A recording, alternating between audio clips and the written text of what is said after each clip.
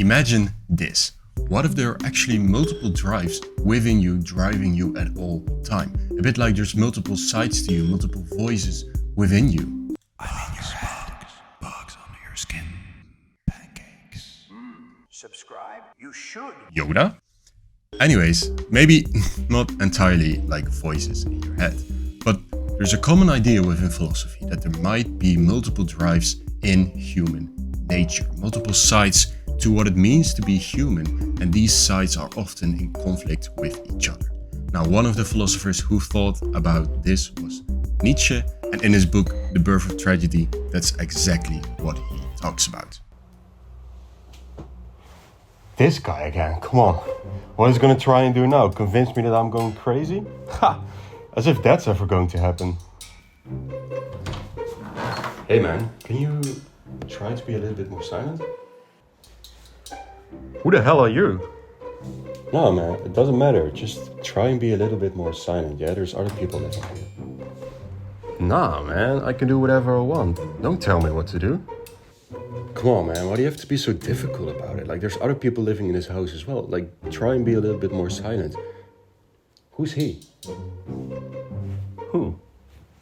What do you mean who? Him? Nah, leave me out of this, guys. Whatever, man. Like, I'm just trying to do my own thing. Come on, man. There's other people living in this house as well. Like, you can't just do whatever you want to do. That's not how you live with other people. There's people expecting things, and I'm just trying to enjoy my evening in silence. While Guys, come on. Please just let me finish my stuff first.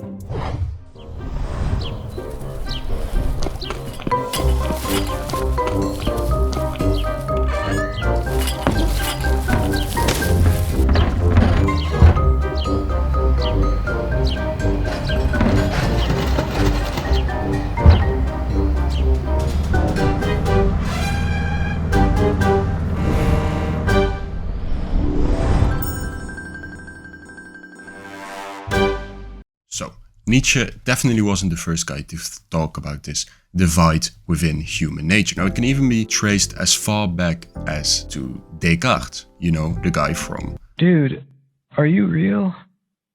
Dude, I think I am. That's actually some pretty solid evidence. Rene Descartes. Descartes already talked about the division between the mind and the body, or between the intellect and the union of the body. Now, this is not at all similar to what Nietzsche eventually talks about, but it does set the ground stages for what Nietzsche eventually builds on. Because on along came Kant, who focused entirely on the intellect part of what it meant for him to be human. He focused on the rationality side of human nature. Now, in response to this came along a German philosopher who did have very similar ideas to Nietzsche on this, namely Schiller. So Schiller built on Kant's ideas about rationality, about his dialectic language of, on the one side, the rational, and on the other side, experience. And Schiller built on this. He uses this model to devise two different drives that are driving human beings at all time.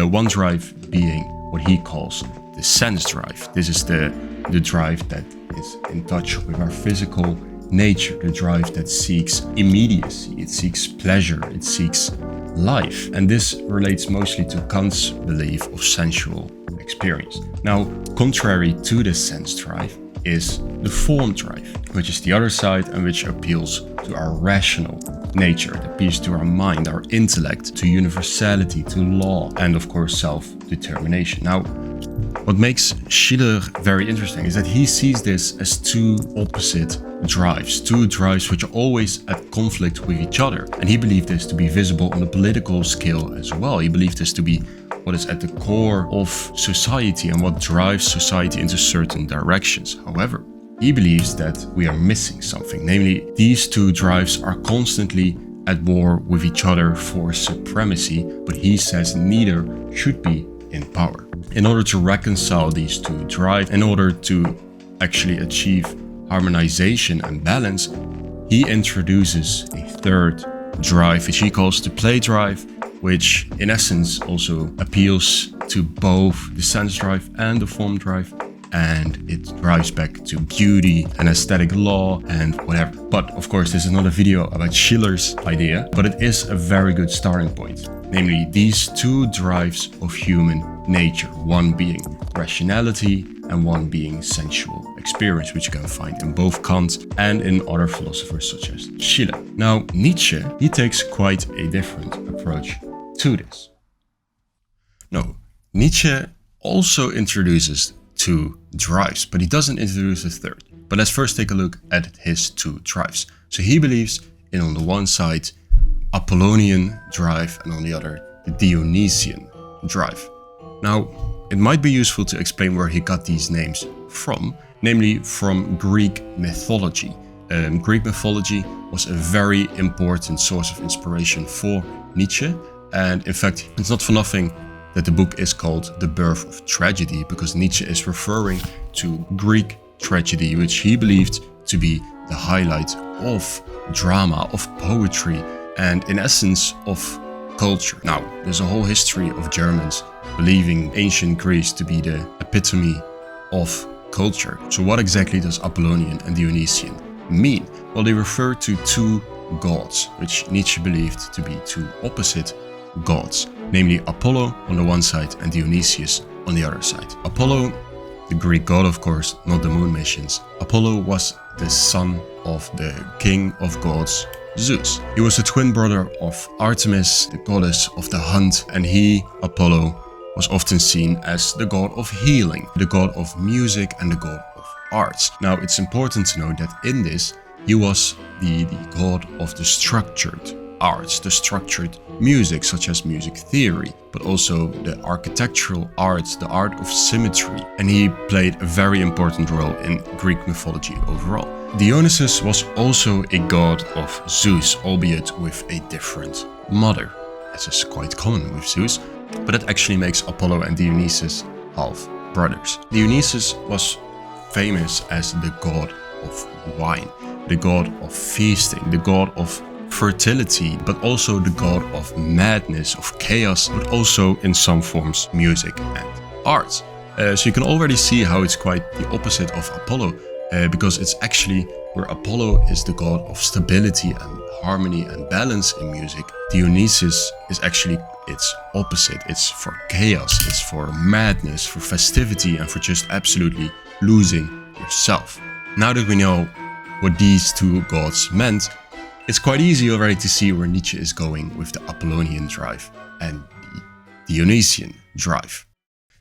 Because when you convert these two drives, you actually get very similar to what the characteristics of the gods were. They also become the characteristic of the two drives. The Apollonian drive stands for the drive within us that seeks balance, that seeks harmony, and it represents order, but also, using Kant's and Schiller's language, rationality. And this drive is also often expressed in the visual arts and in epic poetry.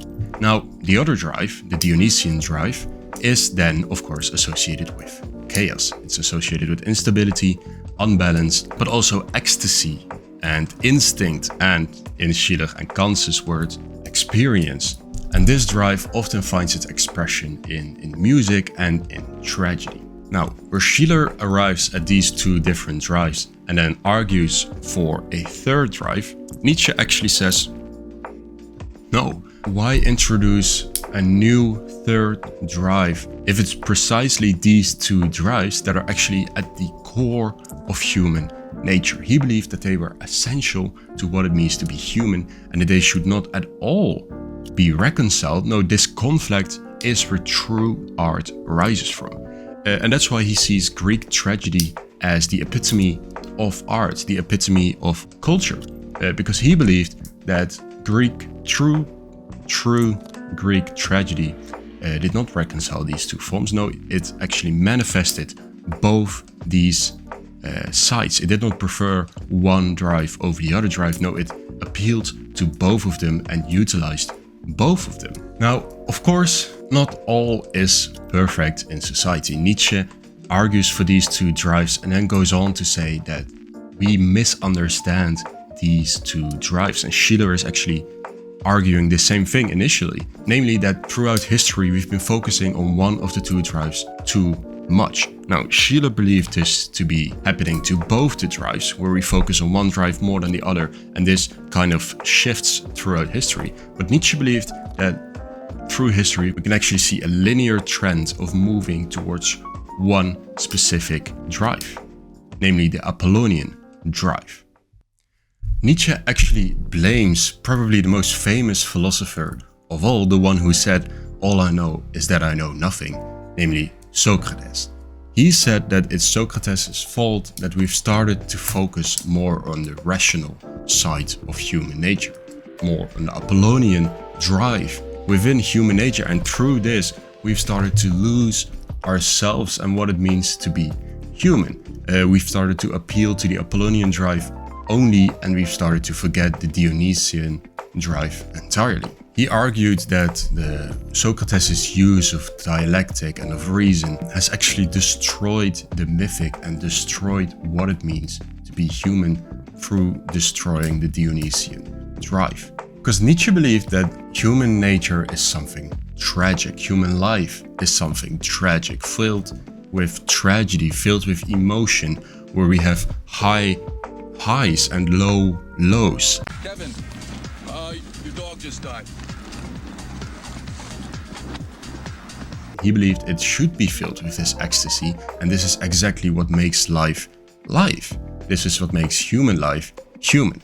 Nietzsche argued that art and Greek tragedy as a form of this art was actually a response to what it means to be faced with existence. But by appealing to the Apollonian side only, we started to lose what it means to create true art. We essentially started to miss the tragic, the chaos, the universal in art by not appealing to the Dionysian drive. Nietzsche believed that the tragedy, whether it be in the form of a theater play or something else, when done correctly, thus when appealing to both the Apollonian and the Dionysian drive equally, that it actually affirms life but confronting it honestly and aesthetically. Now, in his book, he goes on to say that Richard Wagner is what he believed to be the epitome of tragedy in his time of living. Now, later he traced back on that statement and he actually disagreed with himself, so I'm not gonna go in fully, but definitely if you want to know what Nietzsche was talking about, we of course know the famous song Ride of the Valkyries.